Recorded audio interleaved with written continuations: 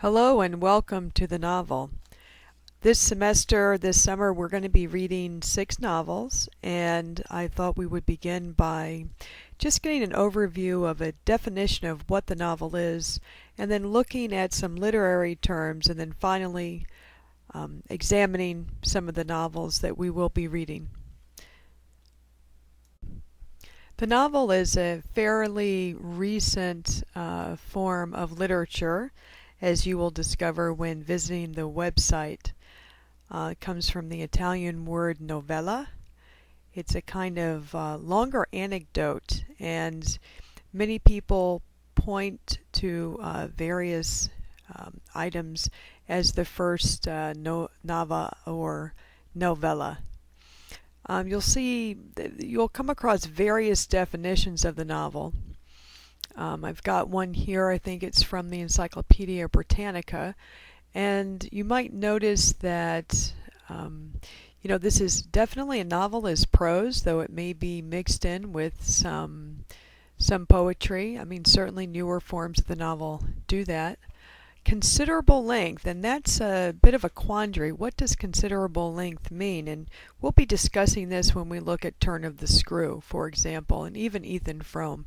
Is this a novel, novella, long short story? Certain complexity, that's a key. They're not only in a plot, but perhaps subplots. And in terms of this reflecting the human experience, even novels, graphic novels such as Watchmen, are reflective, even with characters that are superhuman and so forth. They are reflective of the human experience.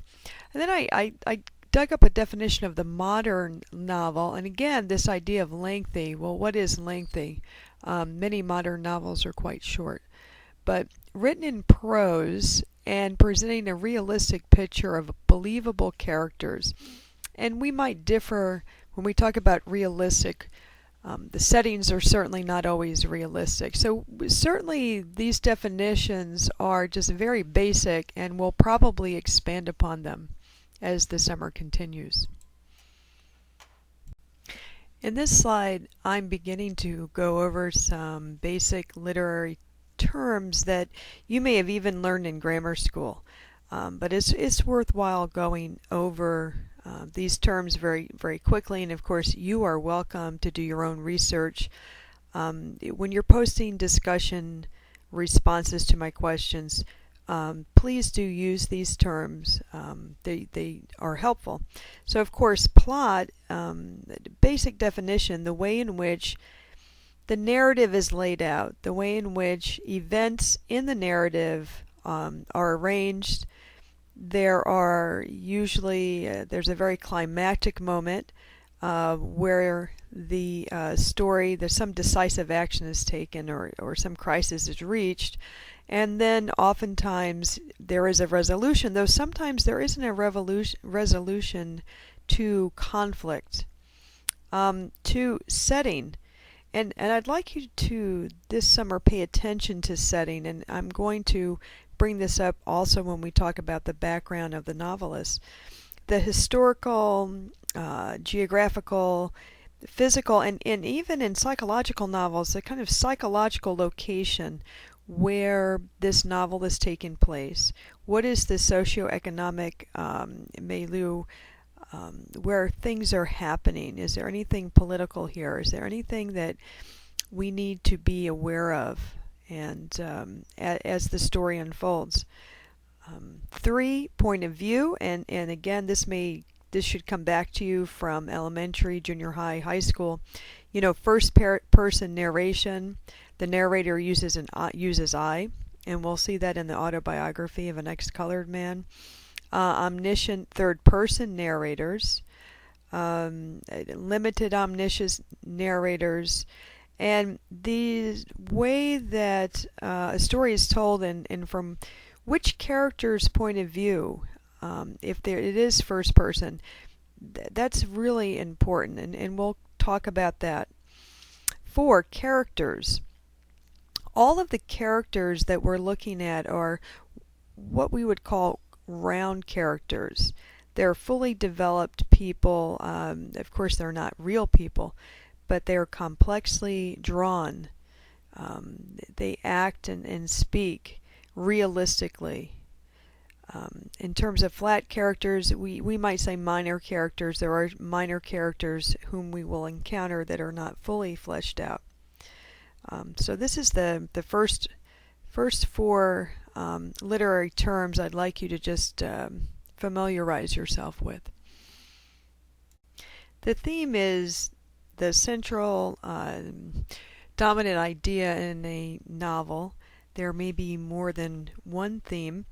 When we look at the autobiography of an ex-colored man, the central theme is identity. How is one's racial identity shaped?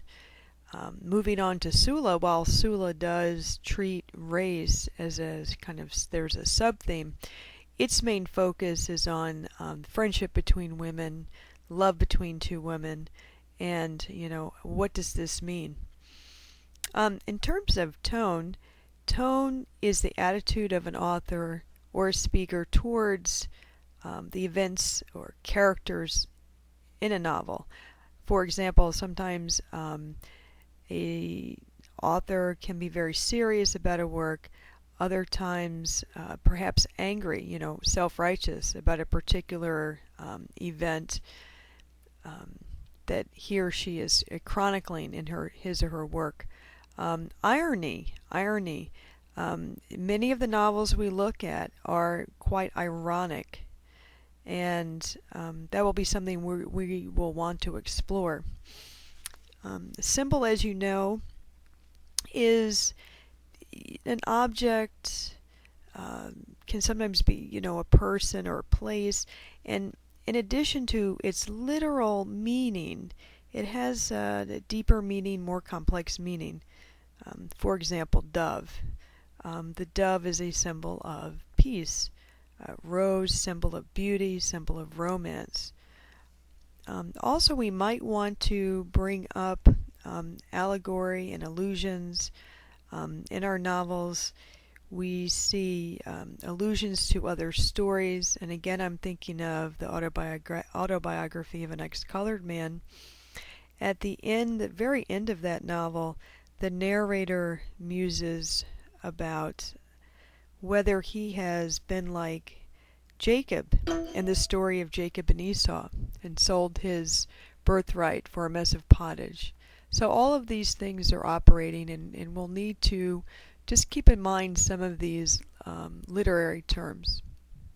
Okay, so here we have our novels, and I'm going to start with the autobiography of an ex-colored man.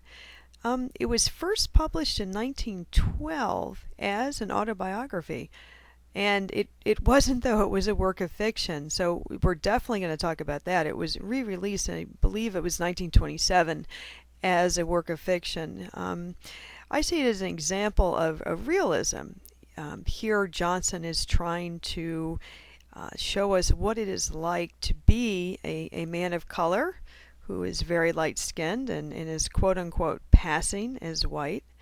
And he creates this world that is showing us what the day-to-day life and concerns of this man are, and very much stresses that this is factual. Now, we can debate some of that, but that was clearly the impression that Johnson wanted to make on his audience. Then we're going to jump way ahead, actually, to Sula, which was published in 1973, and Sula is set in Ohio. It's not set in the South, and it's about the friendship between two women and two women of color. And again, this is an example of realism. Although Morrison uses, there are tinges of some magical realism, elements of the novel that are not that have a sense in which they're not quite based in a normal kind of society. So that will be interesting to look at some of these great characters, and they have some great names such as Shadrach, Sula herself. So Then we're going to jump back in time. So we've gone from the autobiography to Sula, and then Ethan Frome was published in 1911, and it's considered when most people teach it, they teach it as one of the best examples of American naturalism. Naturalism really came out of realism, and like realism, it wants to present the the very accurate version of real life, with full of facts and details about and it's ordinary people and how they live. The difference really is that a naturalist writer or a writer producing a novel that falls into the school of naturalism is looking at the things that shape an individual. For example, they may include the animal drives that someone has in terms of needing food or sex. Or might be looking, in case of Wharton, Edith Wharton is also looking at forces in the person's natural environment. They may include the fact that someone such as Ethan Frome lives in a very rural environment, but also poverty. How does his poverty shape him and shape his choices, and then move the narrative along? The next novel following Ethan Frome will be The Turn of the Screw. Now, The Turn of the Screw is often categorized as a novella because it was serialized over a series of months in a magazine. It came out in 1898. And we can classify it as, it is often classified, as Gothic fiction, because the narrator believes that there is demonic element. There's elements of horror in this.